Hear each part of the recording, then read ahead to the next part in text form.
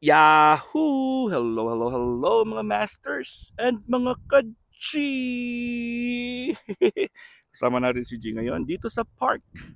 Alright, kamusta pong lahat? Hello, hello, hello sa inyong lahat dyan. Good morning, good noon, good afternoon, good evening, at good night na po sa mga ready ng matulog. At welcome po sa ating first episode for this month of May. May na po pala, no? Diba? So we have a reformat. Iba na po yung ating topics, iba na po yung ating title. And of course, we have to rebrand this.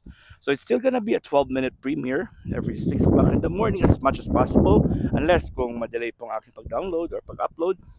But as much as possible, we'll have it the same schedule. So thank you for all of your love and support. Almost 1 year na po itong G and Daddy natin noon, no? Iba-iba yung title niya noon eh. All about G and G and Daddy and G and Daddy Health and Lifestyle Tips. And ngayon po ay we are gonna call this the Masters Trivia. Masters Trivia na po ito. Siyempre nandyan pa rin ang G natin, pero Masters Trivia na lang po yung ating title. Okay? So with appearance of G, kung minsan ay hindi si G natin kasama, but still we're gonna be giving out or giving away different kinds of trivias. So yung mga trivias natin is just focus on health, not just on lifestyle, but we can do a lot of stuff like food, travels, advisories, informative, any informative contents. Siyempre, di ba? Para medyo meron naman tayong mga iba't ibang mga varieties. So for now po, ay bababa natin si G. I'm gonna drop her here on the floor, not on the ground, for G to have her own grounding. So for today, we're gonna just discuss about iguanas. So we have G for a little while already. Siguro mga 3 years na po si G sa akin. Imagine G has been with me for almost 3 years.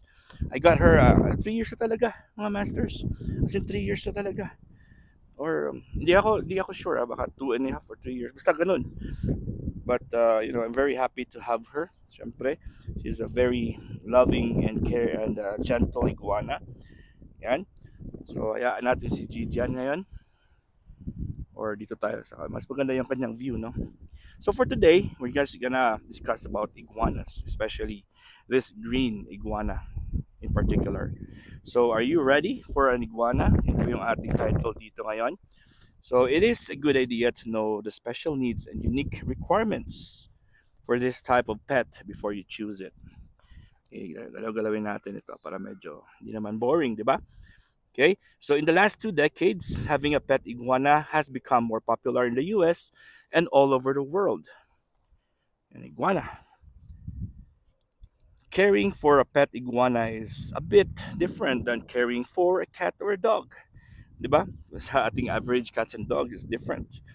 Therefore it is a good idea to know that the iguana's habits, needs, and special requirements before choosing them as a pet.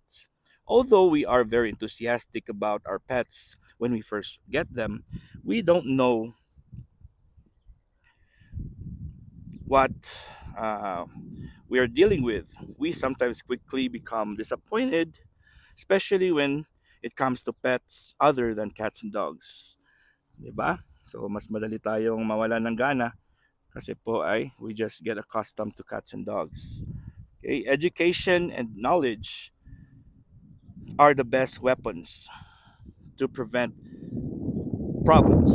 It is good to remember that not an iguana is a reptile who originates in exotic and tropical habitats. Their relocation to a Western way of life means major changes for them. So, they will require special care to help them adjust to their new environment, and this a different environment, and to thrive once they arrived. Okay, so basic facts about iguanas. Namasijin natin, no? So we have basic facts. Tumaba. Alright, nag-flat si G natin. Iguanas can grow up to 6 feet in captivity. Nako, mag-aabot ito ng 6 feet. Mahaba pa ito sa akin dahil 5'6" lang po ako. 5'6" ako ha. Diba? So, maabot po sila ng 6 feet. from yun, syempre hindi yan ng buong katawan lang, ano yan, from snout to tail. Okay, so therefore their habitat needs to be of substantial size. The larger iguanas can weigh up to 18 pounds. Thus, the reason they are sometimes referred to as the giant green iguanas. Your iguana will outgrow your 50-gallon fish tank, so be prepared. Your iguana will only get as big as his environment. So kung ano yung size na ilalagay mo, yun din po yung kaya niya. Kung syempre kung malaki yung ilalagay mo na lugar sa kanya, mas malaki din yung chance na mas lalaki po siya. Okay? So yung bahay naman ng G natin is malaki naman eh. Naka 5 feet yung kanyang bahay. 5 feet at saka yung parang 3 feet ata yung ano, so pwede siyang umakyat at bumaba sa kanyang bahay. Okay, so and then an iguana will require a portion of a room or a whole room in just a few short years. Nako, isang kwarto talagang kailangan ng G natin. So make sure you are able to provide a considerable amount of space for your proper growth. Remember, an iguana that is not growing is not healthy. Siyempre si G natin lumaki yun. Lumaki talaga si G natin. Kasi noon, ano na yan, buntot na yung size niya ngayon, ay buong katawan na. Yung buntot niya noon, katawan niya lang ngayon. So siyempre, lumaki talaga si G natin. Diba? So, ano pa ba yung ating pag-usapan? So make sure that you're okay. So remember, alright, so next is another important fact we should remember, because you could consider before getting an iguana, is that they can live up to 15 to 20 years in captivity with excellent care. So we have to make sure that ano po natin si G. Galawin natin si G ha. Lagay natin si G doon sa sun. Para worth it naman po yung kanyang punta dito sa dito po sa dyan ka. Alright. Natin si G natin. Oh. Yan ka G. Stay there, okay? You can walk if you want, because you are free to do whatever you want here. That's a big space for you to play with. Go, go, go. Go, go. Nahiya si G natin. Oh. Nahiya po siya. Alright, so they can be up to 15 to 20 years in captivity. This is pretty substantial time commitment. So make sure you are willing and capable of caring for a special creature for some time. So she's a special creature. Go, go, go, move. You move. You go. Don't be shy. You try to walk around. Okay? There we go. So even though they have become a popular fad pet, they can still injure their owners if not properly handled. Siyempre nakagat na ako ni G noon. Ilang beses na ako nakagat ni G. At siyempre yung scars ko sa kamay ko, diba? They can still injure their owners, diba? It's important to keep that in mind always. No matter how long you have an iguana, adult male iguanas can become more aggressive. Fortunately, G is a male. So okay si G. Lalaki, babae siya. G is a female, I mean. So fortunately, she got attached to daddy.